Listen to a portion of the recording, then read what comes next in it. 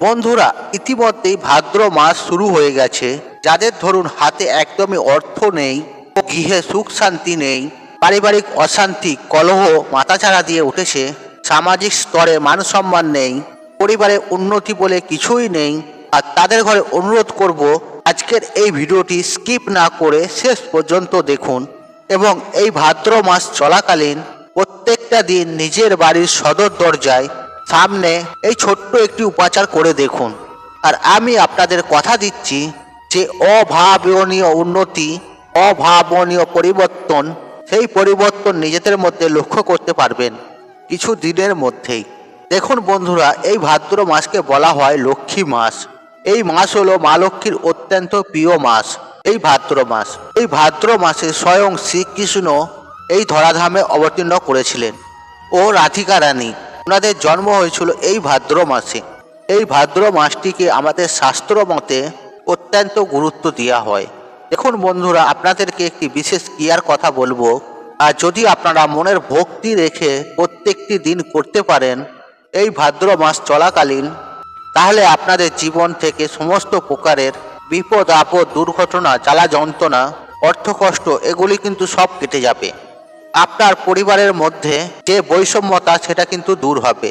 আপনার পরিবার থেকে, আপনার গৃহ থেকে নেগেটিভ শক্তি, অশুভ শক্তি ধ্বংস হবে এই উপায় বা ক্রিয়াটির মাধ্যমে। এবং মা লক্ষ্মীর কৃপায় আপনারা জীবনে খুব একটা সুন্দর সময়ের সাক্ষী হয়ে থাকবেন।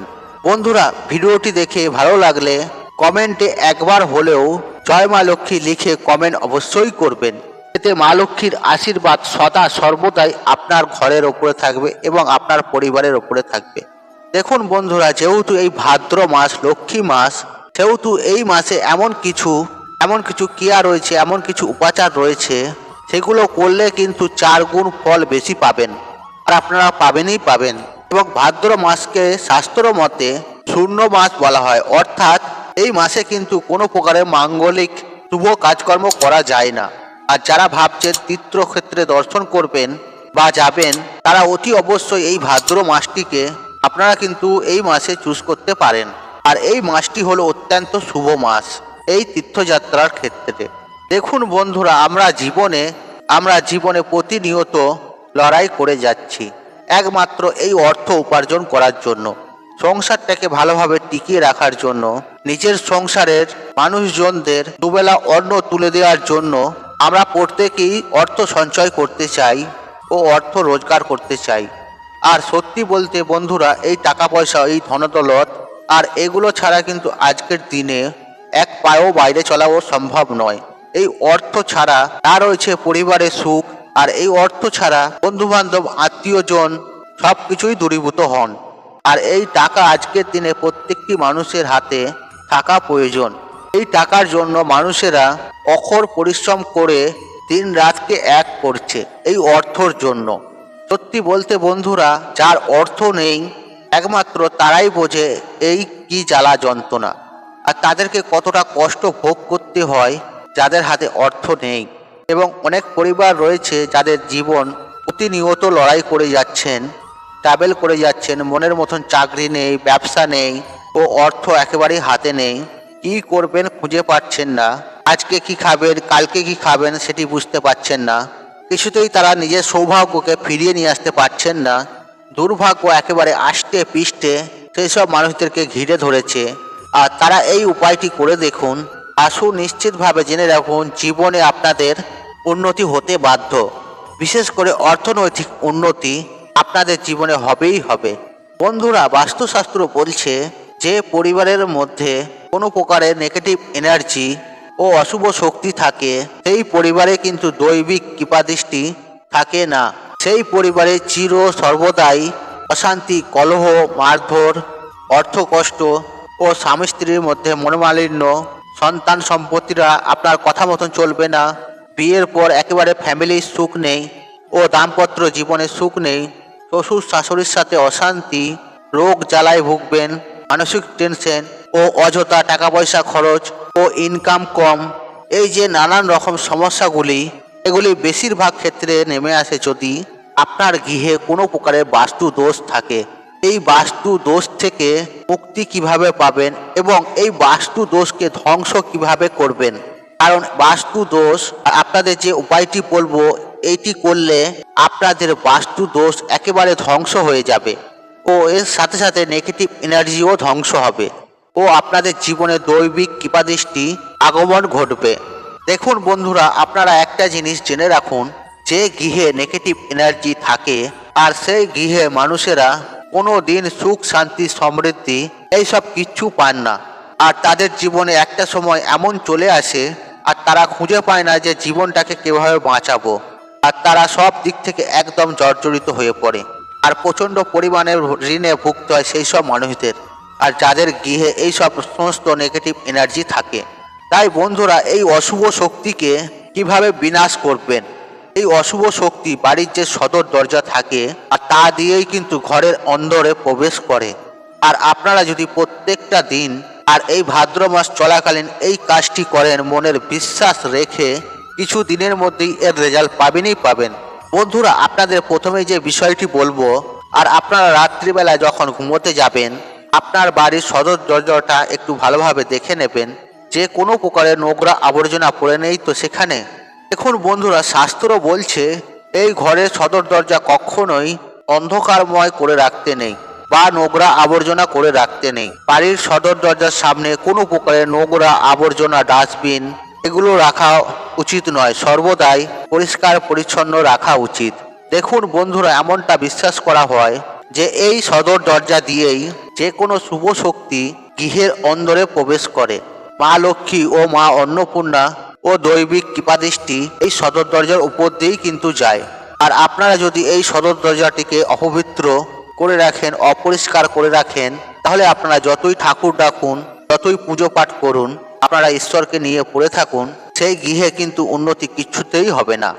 কোনো প্রকারের দৈবিক শক্তি সেই গৃহের মধ্যে প্রবেশ করবে না, আর তার সাথে সাথে মা লক্ষ্মীর আশীর্বাদ প্রাপ্তি করতে আপনারা অক্ষম হবেন। বন্ধুরা, এই সদর দরজার পাশে কখনোই নোংরা আবর্জনা ফেলে রাখবেন না, জুতো চপ্পল খুলে রাখবেন না, আর এই বিষয়টি একটু মাথায় রাখবেন। দেখুন বন্ধুরা, সকালবেলায় ঘুম থেকে উঠে অন্তত 5 মিনিট হলেও প্রভু শ্রীকৃষ্ণের নাম স্মরণ করবেন। হরে কৃষ্ণ হরে রাম এই মহামন্ত্রটি জপ করবেন। আর আমি কথা দিচ্ছি, দিনটি আপনাদের অত্যন্ত সুন্দর যাবে এবং প্রত্যেকটা দিন আপনার সুন্দর কাটবে এবং সুন্দর যাবে। আর যদি আপনারা প্রভু শ্রীকৃষ্ণকে ডেকে আপনার দিনটা শুরু করেন, এছাড়াও দেখবেন যারা দেরি করে ঘুম থেকে ওঠে তাদের কিন্তু একটা কোয়ালিটি আলাদা রকম হয়। তারা দেখবেন পুরো দিনটিকে ভালো করে ইউটিলাইজ করতে পারে না। তারা কোন সময়ে কোন কাজটি করতে হবে তারা কিন্তু ঠিকঠাকভাবে নির্ধারণ করতে পারে না। দেখবেন যারা প্রত্যেক দিন সকালে ঘুম থেকে ওঠেন এবং তাড়াতাড়ি ঘুমিয়ে পড়ে, তাদের মধ্যে একটা বিশেষ রকমের কোয়ালিটি দেখতে পাওয়া যায়। তারা জানেন কোন সময়ে কোন কাজটি করলে সময়ের সঠিক ব্যবহার হবে। তারা কিন্তু সময়ের কোনোদিন কুপ্রভাব ব্যবহার করেননি। তাদের মধ্যে একটি কোয়ালিটি কিন্তু দেখতে পাওয়া যায়। এছাড়াও যারা সকালে ঘুম থেকে ওঠে তাদের দেখবেন শরীর স্বাস্থ্য, মন মেজাজ, দেহ অত্যন্ত সুস্থ সবল ও নীরোগ থাকেন। তাই বন্ধুরা, অবশ্যই আপনাদেরকে বলবো সকাল সকাল ঘুম থেকে উঠে এবং শ্রীকৃষ্ণের নাম নিয়ে দিনটিকে শুরু করবেন। দেখবেন ওনার আশীর্বাদে আপনাদের জীবনে থাকা সমস্ত দুঃখ, কষ্ট, জ্বালা যন্ত্রণা নিমেষেই কিন্তু দূরীভূত হবে আর আপনারা একটা সুখী জীবনযাপন শুরু করতে সক্ষম হবেন প্রভু শ্রীকৃষ্ণের আশীর্বাদে। তাই আপনাদের অনুরোধ করব, আপনারা প্রত্যেকটা দিন সকালবেলা ঘুম থেকে উঠুন এবং দিনটিকে কৃষ্ণ নামে লগ্ন হয়ে যান কিছুক্ষণ, তারপর দিনটিকে শুরু করুন। আপনার ভালো হতে বাধ্য এবং আপনার পরিবারের ভালো হতে বাধ্য। বন্ধুরা, এবার আপনাদের বলে দেবো যে আপনারা কি উপায়টি করবেন। আর এই ক্রিয়াটি করার জন্য আপনাদেরকে একটি তামার ঘট সংগ্রহ করতে হবে। দেখুন বন্ধুরা, এই তামার ঘট কিন্তু অত্যন্ত পবিত্র জিনিস। দেখবেন বিভিন্ন হিন্দু ধর্মের আচার অনুষ্ঠানে ও পূজা পার্বণে এই তামার ঘট কিন্তু ব্যবহার করা হয়। যাবতীয় শুভ কাজের ক্ষেত্রে দেখবেন এই তামার ঘট ব্যবহার করা হয় এবং এই তামার ঘটে জল খেলে শরীর থাকে রোগমুক্ত। কারণ যে তামার পাত্রে জল রাখা হয় তা শরীরের অ্যান্টিঅক্সিডেন্টের পরিমাণ অত্যন্ত পরিমাণে বৃদ্ধি করে দেয়। তার ফলে এই তামার পাত্রে রাখা জল নিয়মিত সেবন করলে শরীর সুস্থ থাকে ও নীরোগ থাকে। এবং পাচন ক্রিয়া অত্যন্ত সুস্থ ও সবল থাকে, যার ফলে শরীর সুস্থ ও সবল থাকে। বন্ধুরা, এরপর আপনারা ভাদ্র মাস চলাকালীন যে শুভ কাজটি করবেন তা হলো রাত্রে ঘুমোতে যাওয়ার পূর্বে আপনি একটি তামার পাত্রে শুদ্ধ জল পরিপূর্ণ করে মা লক্ষ্মীর চরণ থেকে যে কোনো প্রকারের একটি ফুল সেই জলের পাত্রের মধ্যে রেখে দেবেন এবং সেই জলটির মধ্যে কালো তিল মিশিয়ে দেবেন। এরপর আপনারা ঘুমিয়ে পড়বেন। এই কাজটি কিন্তু আপনাদের প্রত্যেকটা দিন করতে হবে এবং পরের দিন সকালবেলা ঘুম থেকে উঠে আর আপনাদের কাজ হচ্ছে কৃষ্ণ নাম নিয়ে আপনারা সকালবেলা ঘুম থেকে উঠলেন, পুরুষেরা ডান পা বা মাটিতে ফেলবেন এবং মহিলারা বাঁ পা মাটিতে ফেলবেন। তার আগে আপনারা কিন্তু ভূমিকে প্রণাম করে নেবেন। এইভাবে দিনটিকে শুরু করুন। আমি আপনাদের কথা দিচ্ছি আপনাদের দিনটা খুব সুন্দর যাবে।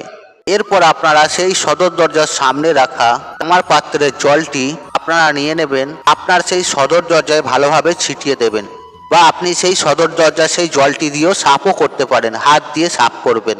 এরপর একে একে বাড়ির প্রত্যেকটি দরজায় সেই জলটিকে ছিটিয়ে দেবেন, সেই জলটিকে আবার উঠানাও দিয়ে দেবেন। এই কাজটি আপনারা প্রত্যেকটি দিন করুন আর আপনাদের গৃহ থেকে বাস্তু দূর হতে বাধ্য আর আপনাদের জীবন থেকে অশুভ শক্তির যেগুলো আপনাদের ঘরের মধ্যে তৈরি হয়, অশুভ শক্তি ধ্বংস হয়ে যাবে একেবারে। তার ফলে মা লক্ষ্মী এসে আপনার গৃহে অধিষ্ঠান করবেন। দেখুন বন্ধুরা, যেহেতু মা লক্ষ্মী স্বয়ং এই সদর দরজা দিয়ে গৃহের মধ্যে প্রবেশ করে, অবশ্যই যদি সদর দরজা পরিষ্কার পরিচ্ছন্ন থাকে আর যদি সদর দরজায় কোনো নেগেটিভ এনার্জি না থাকে, সেই গৃহে কিন্তু আস্তে আস্তে বিভিন্ন দৈবিক শক্তি কিন্তু আগমন হতে শুরু করে দেয়। তার ফলে গৃহের মঙ্গল হয়, পরিবারের মঙ্গল হয়। দেখবেন বন্ধুরা, এখনো পর্যন্ত এই কাজটি গ্রামগঞ্জের মানুষেরা করে থাকে এবং তাদের উন্নতিও হয়। গ্রামগঞ্জের মানুষদের ঘরে দেখবেন ঘরের মধ্যে মা লক্ষ্মীকে বেঁধে রাখেন।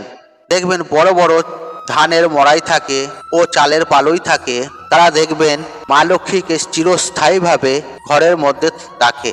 দেখবেন গ্রামগঞ্জের মানুষদের অভাবনীয় উন্নতি হন এই মা লক্ষ্মীর আশীর্বাদে। তাই বন্ধুরা, আপনারা এই কাজটি করুন, আপনাদের উন্নতি হতে বাধ্য। বন্ধুরা, তাই আজকের মতন বিদায় নিলাম। আশা করি ভিডিওটি দেখে উপকৃত পেয়েছেন। তাহলে ভিডিওতে একটি লাইক করুন, একটু কমেন্ট করুন, একটি শেয়ার করুন এবং বন্ধু বান্ধব আত্মীয়জনদের সাথে শেয়ার অবশ্যই করুন। মনে রাখবেন, আপনার একটি শেয়ার অনেক মানুষকে উপকৃত করে তুলতে পারে। আর আপনি যদি আমার চ্যানেলে নতুন হয়ে থাকেন তাহলে চ্যানেলটি অবশ্যই সাবস্ক্রাইব করুন এবং পাশে থাকা নোটিফিকেশন অন রাখুন, কারণ এইরূপ নিত্য নতুন ভিডিও সবার আগে দেখার জন্য। ঈশ্বর আপনার মঙ্গল করুক। আপনি সুস্থ থাকুন, নিরোগ থাকুন, আপনার দিন মঙ্গলময় হোক। হরে কৃষ্ণ কৃষ্ণ কৃষ্ণ হরে হরে।